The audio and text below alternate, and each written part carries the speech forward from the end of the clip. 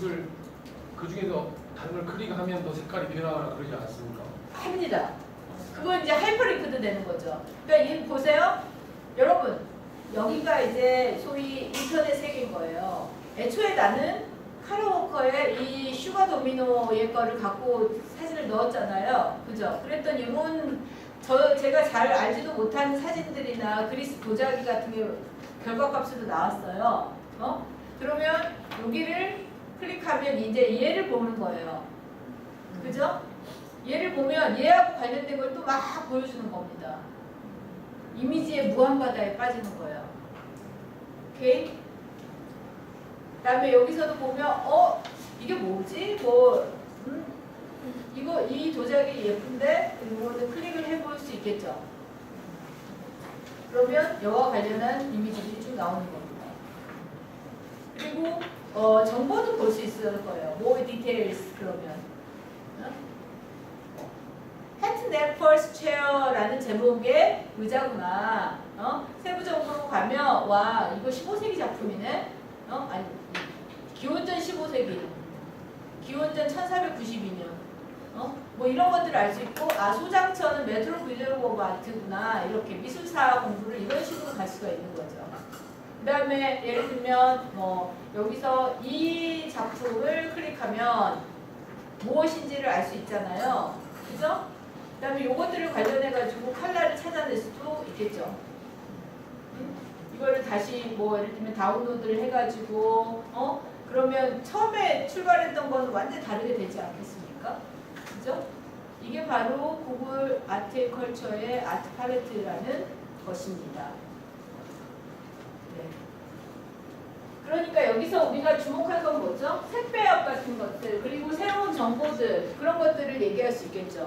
그리고 처음엔 이 컬러들을 관계들을 속에서 봤는데 여기에서 이거를 클릭해 들어가면 여기에만 있던 컬러들 때문에 또 다른 연관 검색을 하겠죠. 이런 식으로 무한 확장이 될 수가 있죠. 아트 팔레트가. 그리고 이거는 이제 되게 단순하게, 그러니까 여러분들이 아트 셀피도 마찬가지인데 이렇게 생각하시면 아마도 타당할 거예요. 뭐냐면 굉장히 수준 높은 기술을 가지고 심층적으로 들어가는 게 아니에요. 구글 아트 앤 컬처는 경험하게 하는 겁니다. 아트를 익스피리언스 하는 거예요. 거기에 목적이 있어요. 구글 아트 앤 컬처는. 그래서 지금 보면 예를 들면 폴 스미스가 자기가 그냥 길 가다가 찍은 어떤 그 벚꽃 이미지가 사진에 업로드를 하면 자기가 몰랐던 굉장히 많은 다른 회화 작품이나 조각 작품이나 아니면 또 다른 디자이너의 작품들의 컬러로 매치돼 가지고 보여주고, 그럼 거기서 폴 스미스가 말하고 있는 건 뭐냐면 거기서 제안한 걸 그대로 쓴다든가 이런 게 아니에요. 자신이 몰랐던 어떤 아트나 아트 이미지 같은 것들의 인플루언스, 영향을 받고 그것들을 갖고 또다시 자기가 탐험을 해나가는 겁니다. 디자인 색채 탐험을.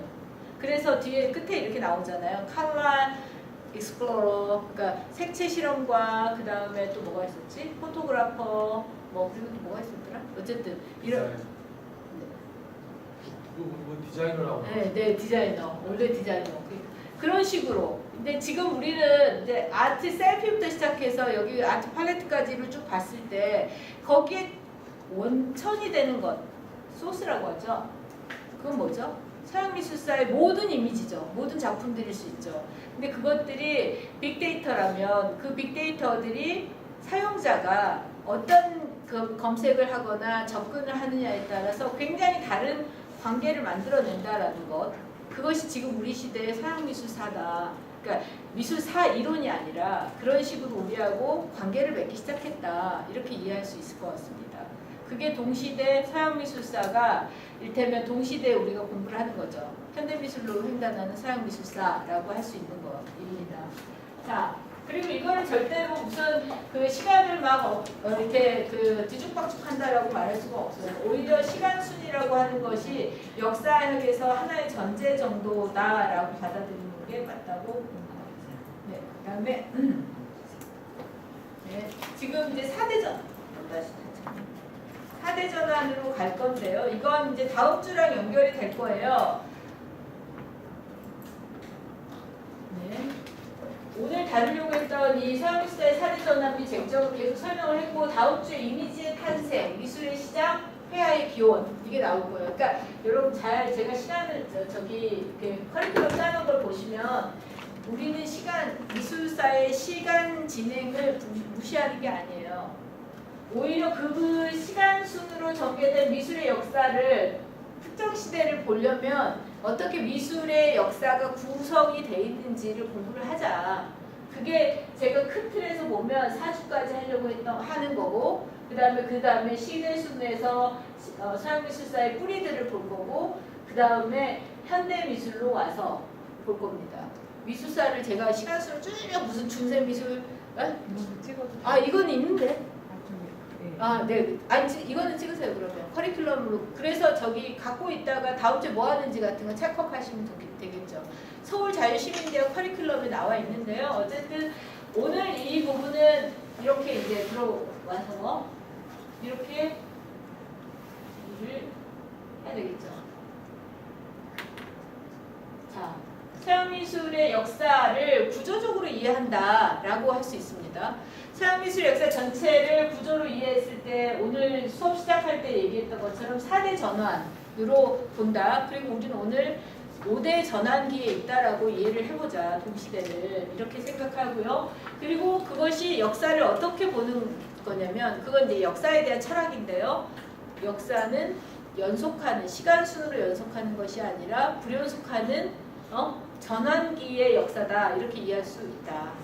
논리적으로 따지면. 그럼 4개는 뭐냐? 4대 전환은 뭐냐? 첫 번째 이거는 아까 설명했고 여러분 첫 번째가 이겁니다. 요거 수긍이 가시죠? 춥죠? 누굴까요? 여러분 이거는 4대 전환 했을 때 수긍이 가지 않으십니까? 이거 뭔지 모르시겠나요? 이거는 라스코 동굴벽화. 라스코 동굴벽화. 프랑스 라스코 지방에 있는 동굴벽화입니다. 라스코 동굴벽화. 이게 대략 어느 시기에 그려진 걸로 미술사학에서 추정하냐면 기원전 15,000년경 구석기 시대입니다. 그리고 여러분 혹시 미술사를 막 이렇게 열심히 공부하지 않으셨더라도 어디선가 이렇게 아주 온시미술로서 이렇게 뚱뚱한 여자, 특히 이렇게 복부가 이렇게 좀 풍만한 여자라고 할 수 있죠. 구텐베르크의 비너스던가. 네? 구텐베르크의 비너스던가. 구텐베르크. 잘못된 그 앞에가 다른 도시일 것 같아요. 구텐베르크는 뭐죠? 인쇄혁명입니다. 독일의 진영이었을 그 앞에가 독일에서 맞아요. 빌렌도르프. 빌렌도르프. 여러분 있잖아요. 제가 이제 약간 높아심에서 얘기하는데 수업 시간에 누군가 많은 얘기를 하거나 많은 적극적으로 그 표현을 하고 해도 우리가 그거를 공유를 같이 했으면 좋겠어요. 저는 한국 사회가 지나치게 예민해지고 있는 것들이 좀 문제라고 보거든요. 누군가의 주장이 좀 많을 수도 있고 말을 많이 할 수도 있고 또 누군가를 좀 듣기도 하고 그렇지 않습니까? 저도 그래서 여러분하고 이 시간을 되게 즐겁게 하고 있거든요. 그래서 약간 배려, 관용 서로 그런 게 있으면 좋을 것 같아요. 맞습니다.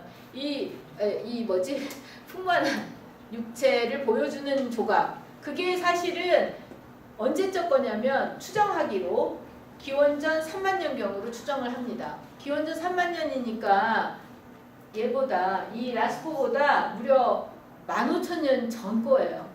선사시대 미술은 그렇게 따집니다. 여러분 근데 여기서 이제 우리는 또 이게 이제 첫 번째 전환이라고 제가 꼽은 거예요. 이걸 뭐라고 한다고요? 뭐라고요? 읽어봐 주실래요? 이미지의 탄생.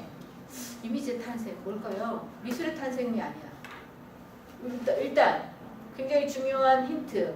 제가 미술의 탄생이라고 하지 않았습니다.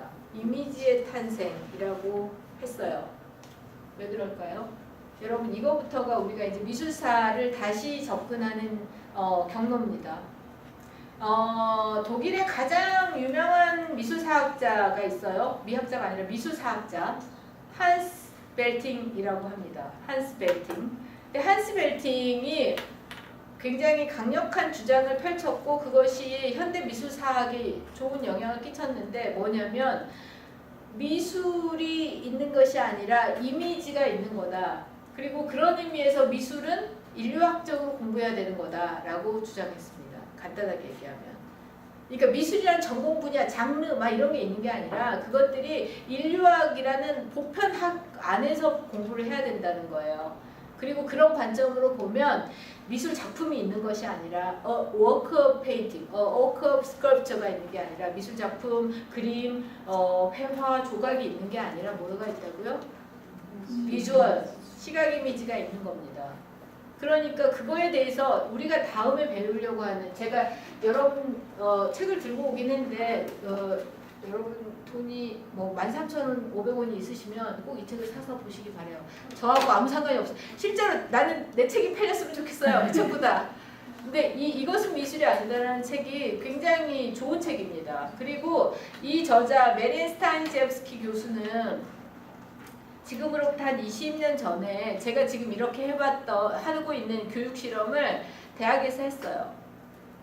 미국에서. 오픈 유니버시티에서 어떻게 하면 미술사라는 이 고루하고 사람들이 다 좋아하는, 슬라이드 켜놓으면 바로 자는 이 전공 학생, 제가 미술사 배울 때도 학부 때도 그랬거든요. 지금처럼 이런 컴퓨터로 수업하고 그러지도 않고 슬라이드를 교수님이 철컥 하는 거를 불 다 꺼놓고 그걸 갖고 미술사 수업을 했어요. 뭐 혹시 들어보셨다면. 그리고 어떠냐면 학생들이 자기 정말 공부하기 싫어서도 아닌데도 자요. 강의실이 침실이 돼요. 불을 끄니까. 무슨 얘기인지 아시죠? 근데 그렇게 어려운 미술사라는 학문을 어떻게 하면 자기 삶과 결부도 되고 지식의 구체적이고 생생한 차원으로 교육을 할까라고 해서 열심히 연구해서 책을 냈는데 이게 바로 원제는 Believing is Seeing입니다. 믿는 것이 보는 것이다. 근데 그걸 이제 우리나라 번역은 이것은 미술이 아니다 라고 번역을 했는데 이거는 생경한 말을 만든 게 아니라 이렇게 실제로 저자가요 이 책 되게 좋아요. 왜냐면 페이지가 쑥쑥 넘어가요. 도판만 있어 앞부분에. 기껏해야 줄 밑에 한 줄씩 있어. 이것은 미술이 아니었다. 이것도 심지어 이것도 미술이 아니었다라고 쓰지도 않아. 귀찮아갖고 이것도 뭐 이런 식으로 페이지가 막 넘어갑니다. 근데 여러분 보세요. 제가 아까